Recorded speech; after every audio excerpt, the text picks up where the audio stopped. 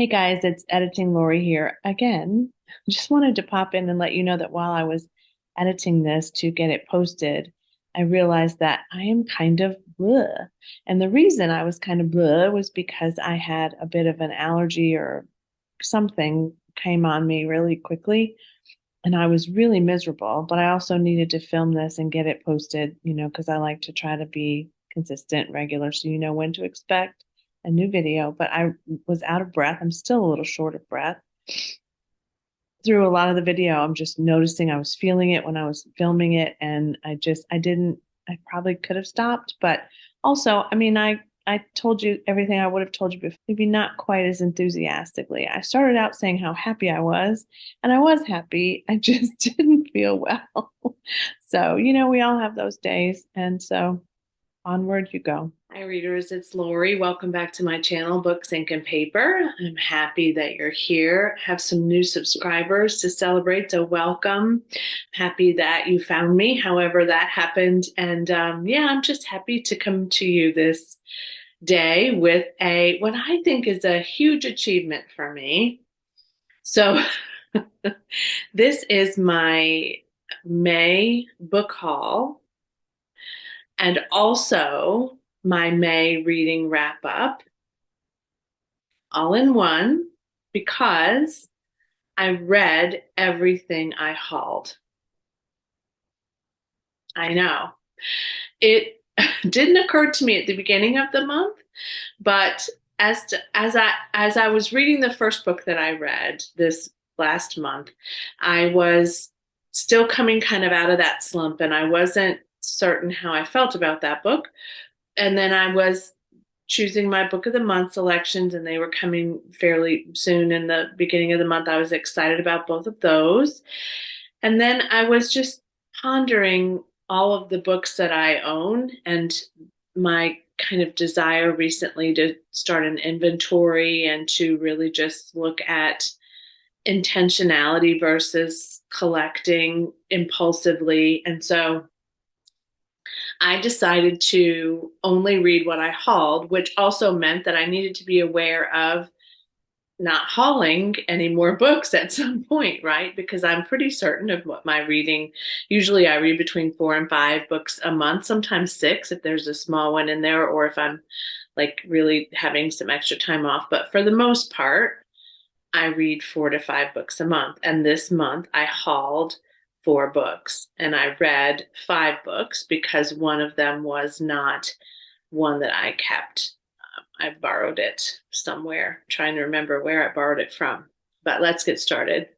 So the first book I finished was Cursed Bread by Sophie McIntosh. I brought this forward when I was looking at the Women's Book Prize nominees, and it did not make it to the short list, but it did show up on the long list. And I had seen a couple of people talking about it, and I'd looked at it, and it really looked like something I would love. And I did enjoy it a good bit.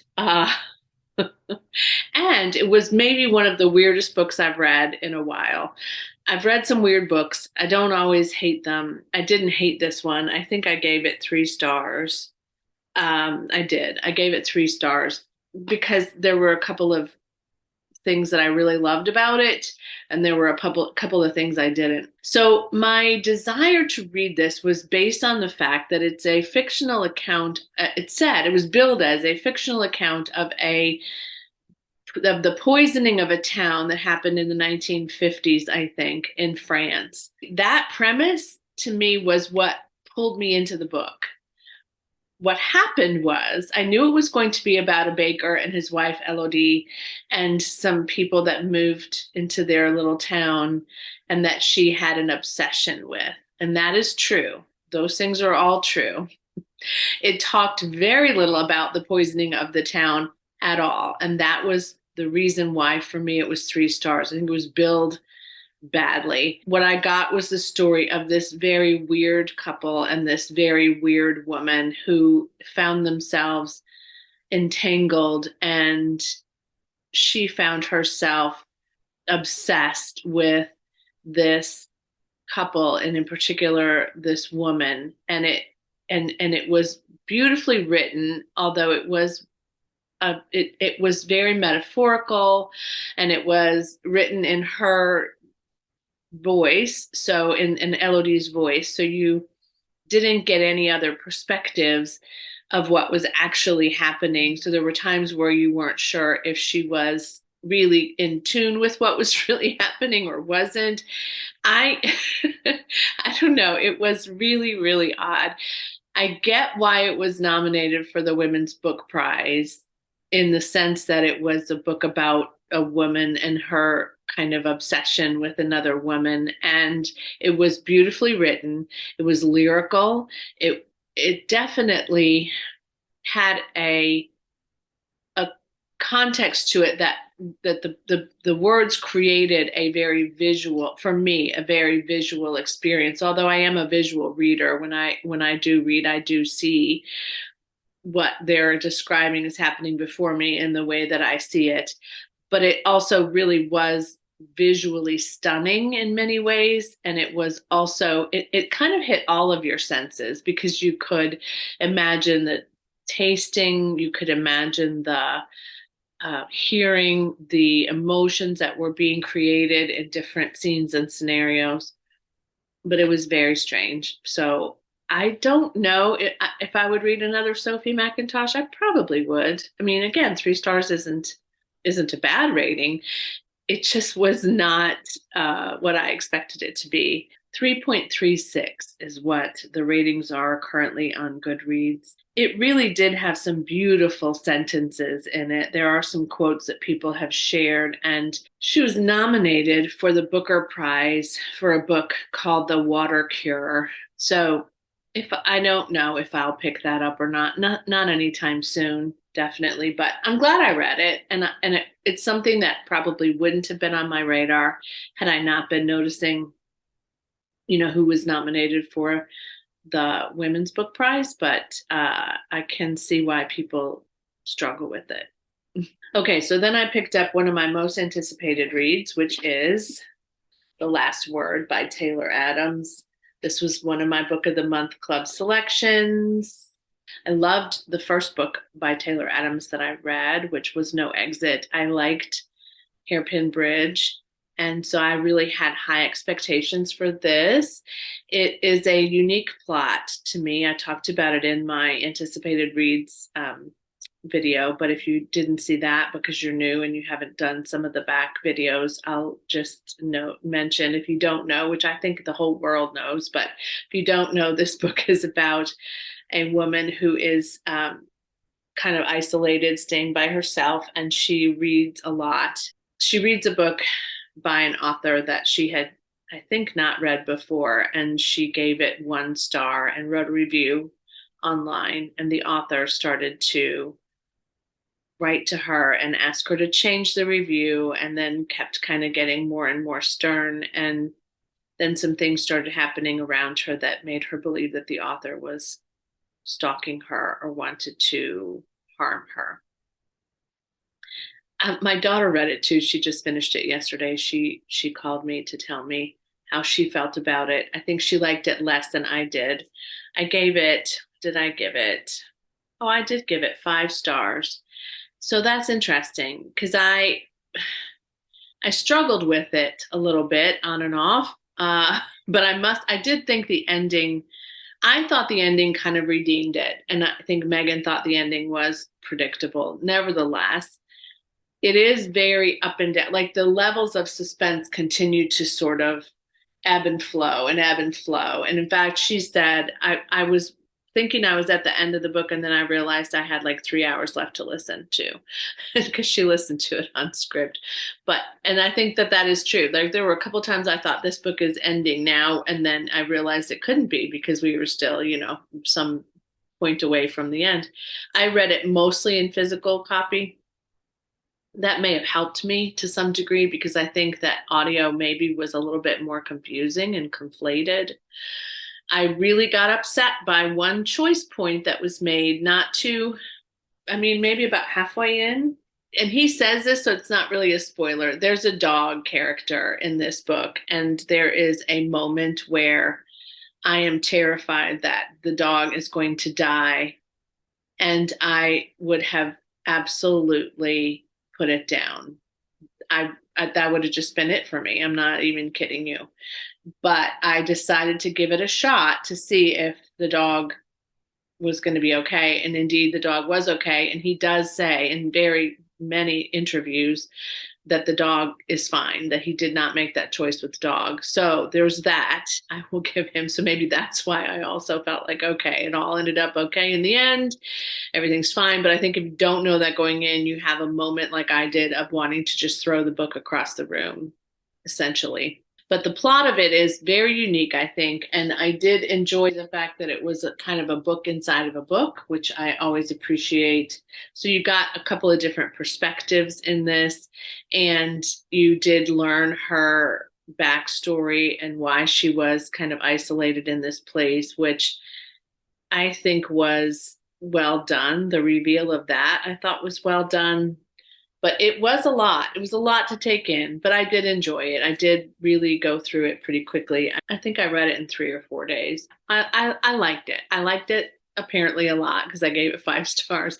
I do think after Megan and I discussed it, I might want to read it again at some point with an eye for kind of just noticing the choices that he made and noticing more of what she was experiencing that I was not necessarily always experiencing. But then again, we're all kind of where we are when we read a book, which is why I sometimes reread books that I've loved and wonder if I still would love them. I bought this in April. It didn't arrive to me until May. So this ended up being a May haul for me.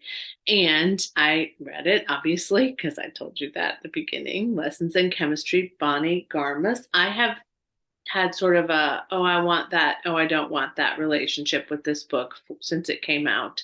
The hype on this book was so high, and I really wasn't sure, but I loved this cover. And I thought if I'm going to do this, I want to read this particular version. So this is the UK Penguin UK copy. So it is my favorite of all the copies. I don't love that US version at all. I get it. I get why it looks like that, but I don't love it. I also gave this 5 stars. But it took a while. It took a good long while for me to get into this book. So the book begins with a chapter that happened in the early 60s. In fact, the year I was born. And then it does go back to her backstory. So you begin this story knowing something is going to be available to her or happen to her that maybe if you hadn't had that slice of time intro, you wouldn't anticipate based on her character and her way of being. So Elizabeth Zott, as a chemist in the 1950s, is not well respected by her male counterparts or her female counterparts because ultimately in the 50s and even in the early 60s, women were really not in the workplace for long. If they were typically secretaries or stenographers or, people working in grocery stores or baking or doing things like that. But most of the time, the goal for women in that era really was to find a husband. And maybe you find that husband in college and then you quit college and you get married, or you finish college, but you raise children and you stay at home as a loving, dutiful wife. And Elizabeth Zott is not having any of that. And so she's very unliked and very disrespected in her work as a chemist. Then she meets a man named Calvin, who also works in the same place that she does. And Calvin is an interesting guy, also a chemist, clearly not treated in the same way that she is treated. Also, though, aware of that, so kind of supportive of her and wanting her to succeed. And she and Calvin become closer and closer. And this is sort of the story of her life as it evolves. It took me a really long time to get into this. And I joke about it. And there's also a dog character in this book. And I say, and people are kind of not surprised, I really wasn't loving it until the dog came into the story. And that is true. But also some other things happened that kind of drew me farther into the characters and drew me farther into the trajectory of where this was going. The buzz around it, though, just talks about the fact that she hosts this cooking show called Supper at Six. So this is interesting to me. This Elizabeth Day says it sparks joy with every page. I would not agree with that statement. There was a lot of content in this book that was not joyful, and Elizabeth herself is not necessarily a joyful person. In fact, if I were to read it again, I would probably read it through the lens of curiosity around whether or not she was slightly on the spectrum. Thought provoking and stylish, The Guardian says. I would say that it is thought provoking, and it's historical fiction, which is somewhat disturbing since I was born in one of the decades in which this book it covers. But it is true. I am historical in nature now. But I think that what drew me in eventually was not the joyfulness of it at all. In fact, it was a very heavy read to me. For me, it was a very heavy read. I mean, I think there were funny parts. I think the dog was lighter than, other parts of the story, the dog's character. It was a heavy lift for sure, but I loved it. I did. It ended up being that kind of a book where all these little pieces and disparate sort of threads all kind of come together, and people come together and change and do things that are going to create something that then creates something that then creates something. So to me, the fact that it's called Lessons in Chemistry is not necessarily just because Elizabeth is a chemist, but also about the relationships that we have with people and how those relationships, even if they start off badly and difficultly, and even if people are completely at odds with each other in terms of values and beliefs and norms and those kinds of things, that they can come together to be with each other in a way that creates something better than what was there before. That to me is the beauty of it. And knowing that there is a solidarity in women, and there are women out there who really are committed to supporting women as a collective rather than individually in relationship, to make sure that women are heard and seen and valued, which is something that to me is important with my clients. It's important for me in life, but in this particular instance, I would say that this book embodied my desire for women to be heard, seen, and valued for who they are and not for what they do. So there you go. That's it. That's my review. 5 stars. I recommend it. Then I read Happy Place by Emily Henry. I listened to Happy Place. I got it on Libro.fm. I have not purchased any other Emily Henry novels before this one. I've read them each time they come out. And the last one, Book Lovers, was my favorite of all of them. I almost didn't finish Happy Place. So that's just, I'm probably the unpopular opinion on A Happy Place, but so Emily Henry's books are romances. They're very predictable. They have a certain, kind of girl meets boy. They don't get along. Then they, go from hate to love in almost every one in some fashion or form. This particular one, the characters did have a relationship and did love each other very much, and then broke up, and their friends didn't know, and their friends create a weekend or a week getaway, and they pretend that they're still together because 2 of their friends are getting married and they don't want to spoil the celebration. So it's interesting because I couldn't even remember their names until I had to just look. Harriet and Wynne. So there are 3 couples, Harriet and Wynne, and then the couple that's going to get married, and then another couple who they've been friends with for a while. They're friends with the girl because they all went to college together, and then she brings her partner in, or wife. I can't remember if they're married. So there's 3 couples, one same-sex couple and the other 2 not.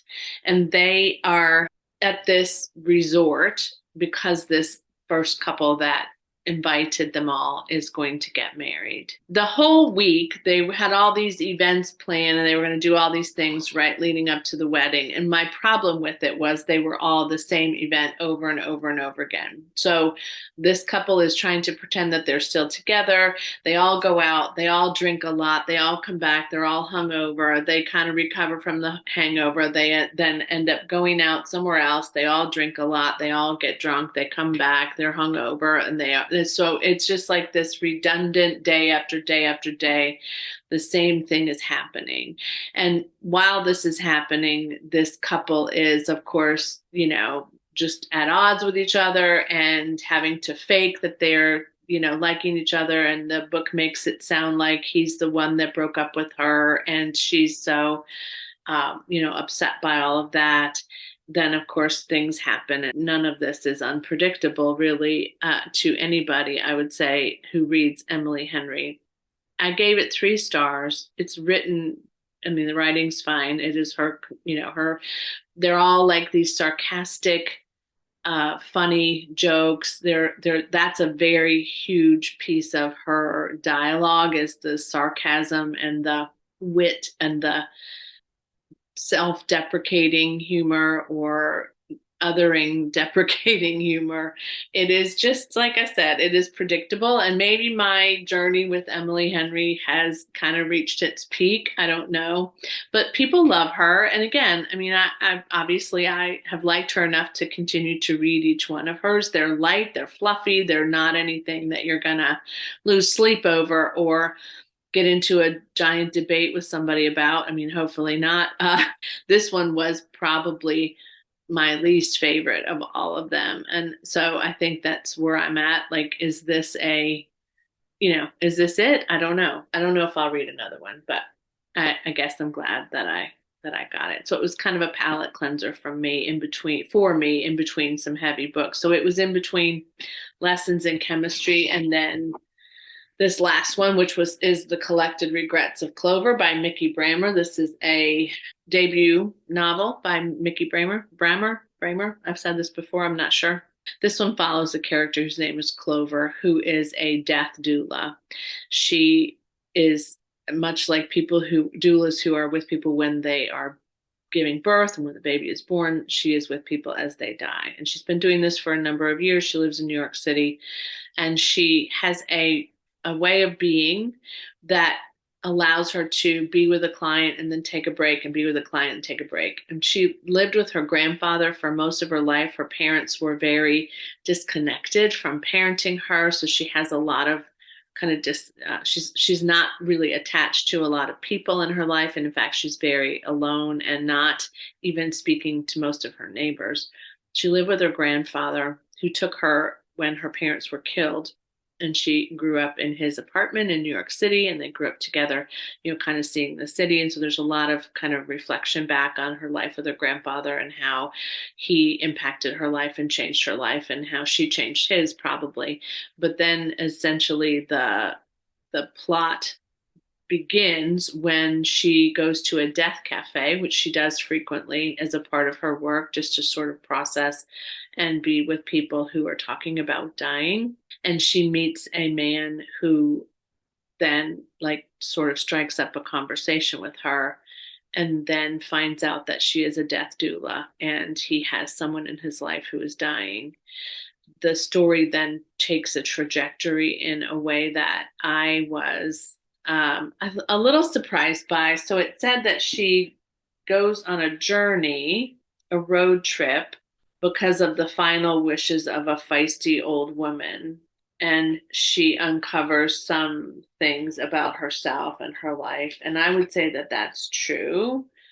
It also, though, it does talk about lives lived, right? Like it's really cool in the sense that it talks about her in the sense of what her life has become, and she's not really intentionally living it. And so you see her kind of coming out of herself because of some reasons that occur that make her kind of do that.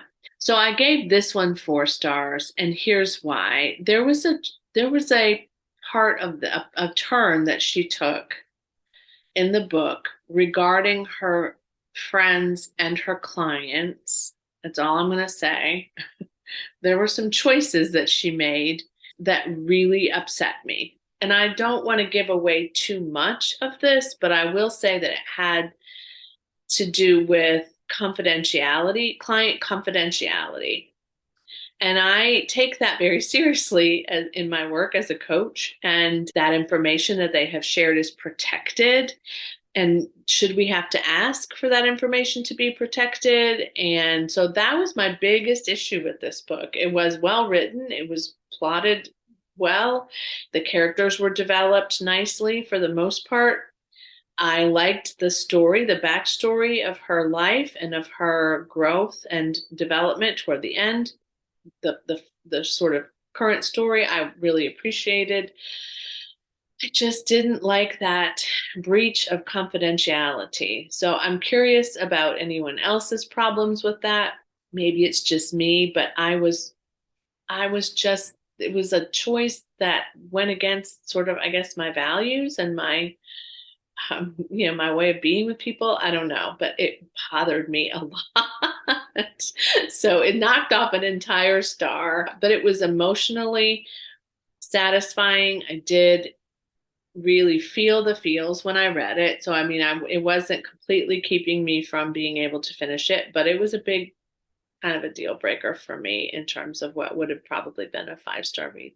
Okay, so that is my haul and my what I read in the month of May, which was really fun. Will I do this again in June? I don't know, but I really am mindful of this fearless inventory that I need to take of my books and of what's on my backlist. And so, I want to be very, very mindful. It was a fun month, and I felt really proud of myself for doing this month. So who knows? Maybe it'll happen again and again. Thanks for joining me today. Thanks for watching. Thanks for your comments. And again, your new subscriptions. And those of you who've been with me for a really long time, I love our conversations. I love the conversations with new people as well. And I will see you again soon. Happy reading. Bye.